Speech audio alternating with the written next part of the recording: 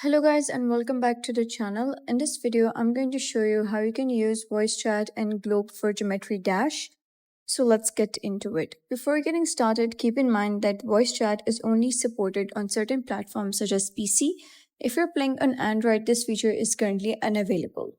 First, make sure that you have Geode installed along with Globe mod.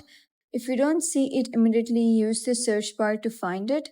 Install the mod and restart the game if prompted. Next, verify that your microphone is working correctly.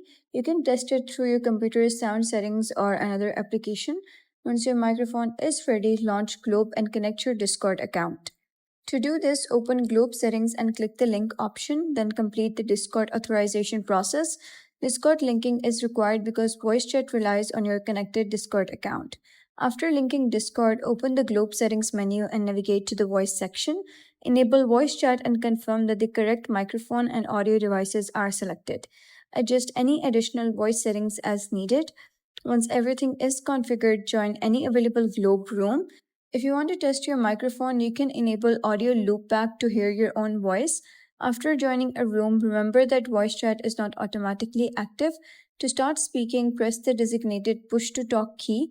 By default, the voice chat key is usually set to V. If voice chat isn't working, open the keyboard settings and check which key is assigned to voice activation. You can also change the key bind if you prefer a different shortcut. Once the correct key is pressed, other users in the room will be able to hear you. And that's how you can set up and use voice chat and Globe for Geometry Dash.